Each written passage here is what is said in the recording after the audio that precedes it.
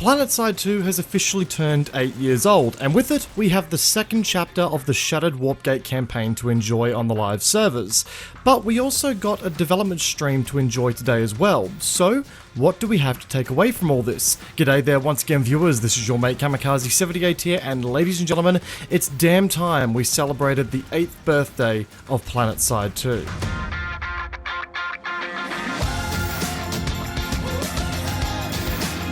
So, Planetside 2, officially 8 years old. Going to be honest with you guys, when Arena was announced and we really started to get an idea of how small the development team was just over a year ago that was working on Planetside 2, I didn't think the game would be seeing the kind of progress that we've seen as of late from a gameplay perspective. But here we are, and Planetside is as strong as it's ever been. Today we do have a lot to go over, that being from both the game update and the development stream, which between the two produces some interesting information as to what we can both expect and speculate when it comes to Planetside in 2021, because we are getting to that stage where we have to start talking about Planetside in 2021. But let's start off with the here and now, that is the current game update. Chapter 2 of the Shattered Warpgate campaign is now live and ready for us to enjoy, and it starts off with this introduction. Jagged fissures, billowing plumes of Elysium sunder the icy permafrost of Vesemir, foreshadowing renewed devastation if the potent energies that shattered the ancient Warpgate cannot be contained. Rising to the challenge, Nanite Systems has launched a bold initiative to thwart the impending catastrophe. The construction of 3 monolithic new facilities. These state-of-the-art containment sites will require an abundance of resources, the coordination of the warring empires, and the answers to a few mysteries. Now, being honest guys, we aren't going to go any deeper into the campaign here in this video, in the essence of spoilers and the fact that I simply haven't had a chance to play it yet.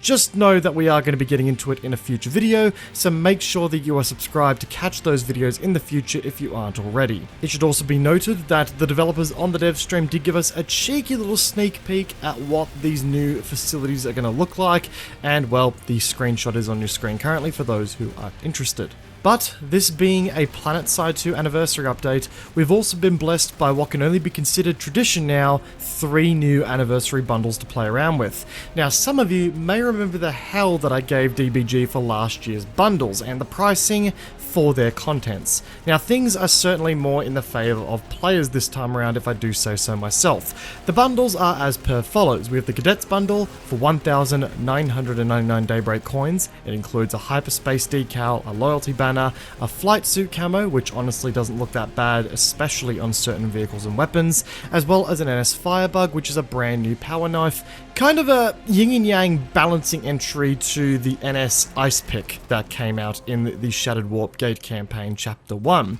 Next up, you've got the Explorers bundle for 3,999 Daybreak coins, so it's getting a bit more expensive, but you do gain access to everything that we just listed in the Cadets bundle beforehand, but you also get an O2 helmet, an NS7 Endeavour PDW, the NS11 Endeavour Assault Rifle, the NS11 Endeavour Carbine, the re-entry trim for your Flash, Harasser, Ant and Sunderer, and a 6-month heroic boost on the character that you purchased that bundle for. Now, say you want to take your anniversary spirits one step further. This is where the Star Seekers bundle comes into play for 7,999 Daybreak coins. So it is the same price as last year's bundle, topping out a grand total of $80.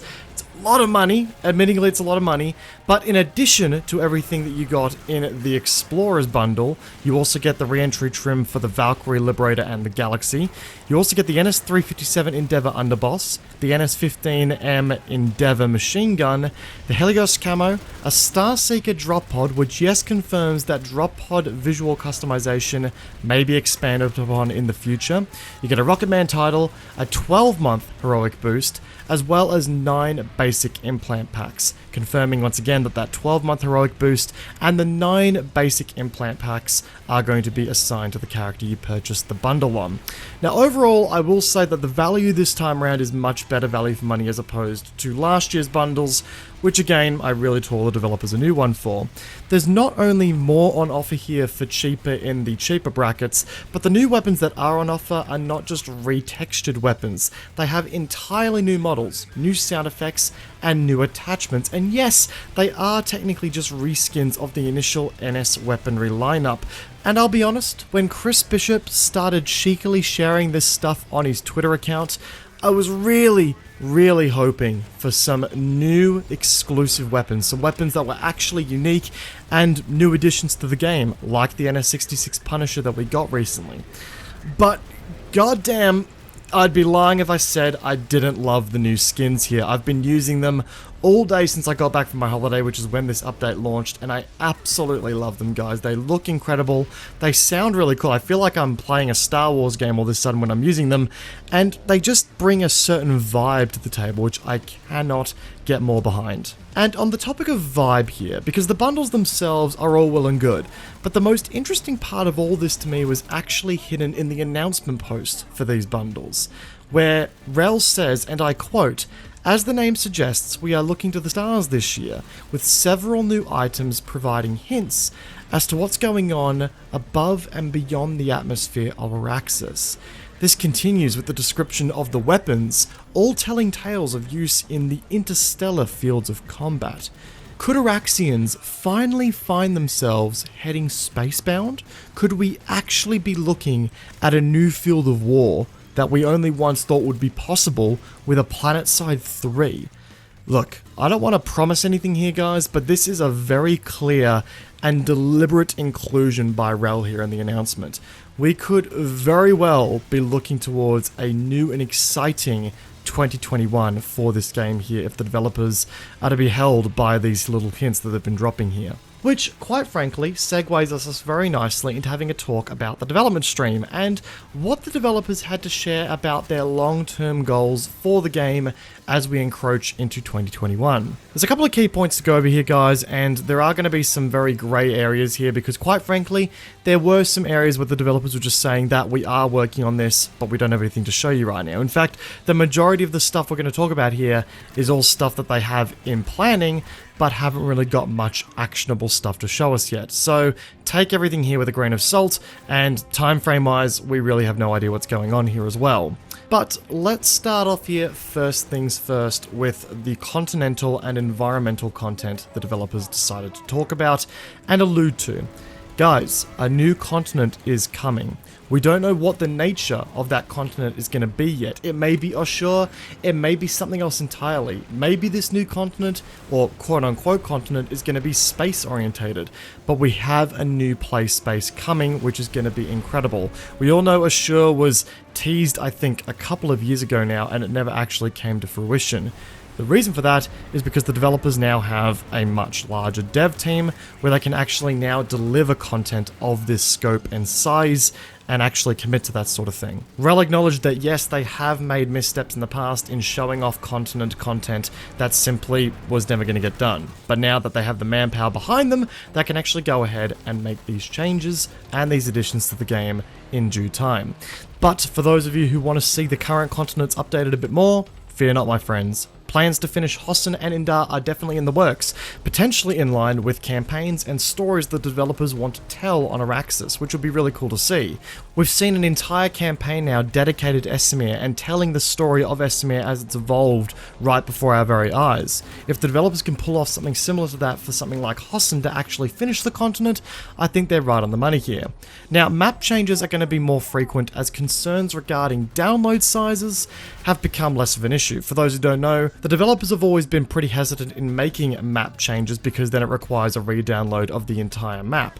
But in an evolved market, those issues have sort of subsided a bit, especially considering that people are now happy to download 50 gigabytes worth of updates for a single COD update. Like, come on!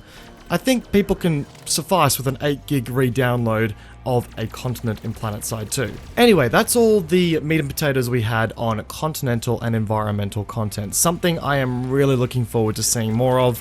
I always love getting new continents, and I love seeing the current ones revamped a bit. Speaking of revamps, guys, the NSO overhaul is coming. Now, when this hit the screen of the stream, I think this drew the most amount of excitement and immediate hype within the community in the chat. Seriously, you guys went off in chat when I was watching the stream.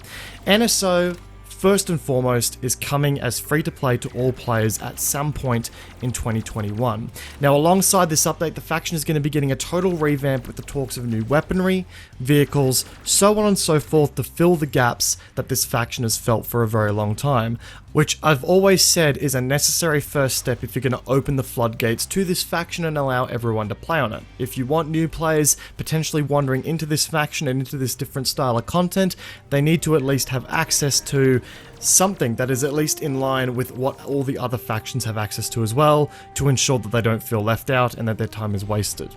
Now, for all those players who have been paying for this feature and want to kind of keep your membership benefits active, this is where the crux of this overhaul sort of exists. Those who are paying for membership and playing on the NSO are going to be able to choose the faction that they deploy to as an NSO. At least that's the plan from what I understand. But free-to-play players are going to be joining the faction with the lowest population on the continent they join, as they have been to this day. It's basically situation normal for free-to-play players, but if you are a non-free-to-play player, then you have a choice as to which faction you align yourself to. Now, I really don't want to take too much credit here, if not any at all, for these changes. But we did kind of suggest something like this earlier in the year when we did our video discussing the NSO and how I thought they should have been improved and what the workflow for that improvement would have looked like. Part of me likes to think that I maybe have influenced the decision a little bit here on how to improve NSO, but I'm not going to get too big for my shoes here. I'm sure the developers had this in planning way before I even murmured the idea from my perspective. Rel even suggested some extreme asymmetry in the balance, like needing to repair the NSO operatives as opposed to healing them with the medic, which could be an interesting addition. We'll see how it goes. Now, despite the last 2 points we just talked about, this next point is actually of a higher priority for the developers and one that will be seen first as the new year rolls over, the new player experience. Primarily, we're going to be getting a brand new tutorial. The current one, as the developers have said, has aged like cheese or milk as opposed to a fine wine. It's kind of rotten and doesn't get the job done at all. So the developers have actually been working on a brand new tutorial for a while now, and they plan on implementing it pretty early in the new year of 2021. In addition to that, we're going to be getting a brand new character creation screen, which I'm curious as to what it will look like and how it's going to operate, what they'll essentially add to it. Maybe we're going to get more cosmetics to customize the character with, or it's just going to be more information, maybe something about weaponry, something about vehicles, who knows. I'm keen to see what the developers have in mind there. It would be a really good integration. The character creation screen right now has also admittingly aged like milk as opposed to a fine wine. Also, the new mentor system is also coming, but this will come at a later date apparently. We're going to be focusing on the character creation screen and the new tutorial first, and then we'll follow up with the other items later on, at least according to the dev stream. Now, the developers also talked briefly about revamping the spawn system once again. Now, look, let's be honest, that's starting to sound like a bit like a broken record, but hopefully they can come across a brand new spawn system that feels a bit more natural to use and is a bit more rigid to get into. Like, quite frankly, the spawn system rationale right now in the game is hard to understand. It can be a bit clunky and can also really harm your ability to get off a lattice and move to another one quickly. So hopefully this will fix things up. We got no real concrete information, as this is more of a concept over anything else right now. And the developers also wanted to work on a cleaner set of rules for the join combat system, as that right now is also just really funky right now. I think we can all agree that join combat at the moment is just a hot mess. Let's be real. And speaking of just general cleanup, the developers want to spend some time investing into technical hurdles and introducing more content to help fill in some of the gaps.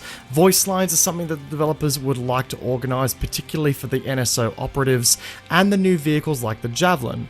Apparently sourcing these voice actors is expensive and difficult. I can imagine it would be, but they want to get voice lines in for those new vehicles to ensure that it's not just, hostile vehicle spotted, it's actually, hostile javelin spotted and stuff like that. But most importantly, for me, the developers are looking to make serious enhancements to the game engine in both the performance aspect and the visual aspect, which is awesome to hear. We all know that performance is something that we've been constantly crying out to get fixed with Planetside 2, but if they can work on both the performance and the graphical fidelity of the game at the same time and come out with a solution that satisfies both, I'm a happy man. This comes alongside the goal to expand the development team from a tech perspective to bring in some fresh talent to address those engine issues. The dev team are actually hiring right now, and they sent out an open word to the community. So if you're experienced, guys, and you want to shoot your shot, go for it. You may end up working on your favorite game.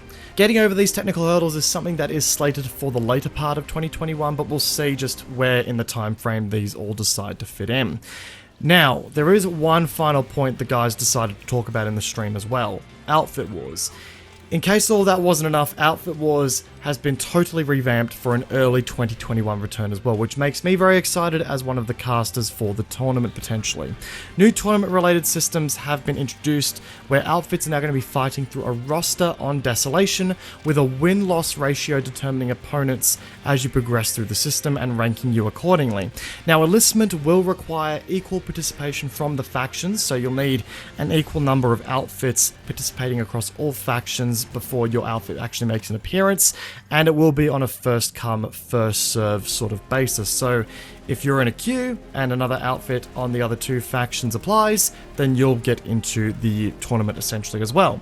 Now, the last few matches are going to play as final playoffs that are ranked like bronze, silver, and gold, kind of like how the final matches were played out in the last two seasons, and the winners are going to take home personal and outfit-wide rewards. The developers did share some screenshots which you've been looking at over the course of this little segment of the video, but guys, being completely honest, we've had a lot to discuss in this development stream, and there's a lot to speculate off of and enjoy with this update. And hands off to DBG for an awesome year. We're going to be doing a Planetside 2 2020 retrospective video to look at just how this game has turned itself around over the last year, and I really look forward to going on that journey with you guys as the year comes to a close. But guys, it looks like we've got a very exciting 2021 to look forward to. If you guys enjoyed today's video, be sure to backhand the like button, and if you're new to the channel, consider backhanding that subscribe button whilst you're at it. It goes a long way, guys, in supporting the channel and allows me to keep doing what I do here. If you guys want to support the channel further, consider becoming a member by hitting that join button down below as well. It really does go a long way, guys. Once again, I hope you enjoyed today's video. Peace out, and I will see you guys all in the next one. Take care, guys. Have a good one. Peace.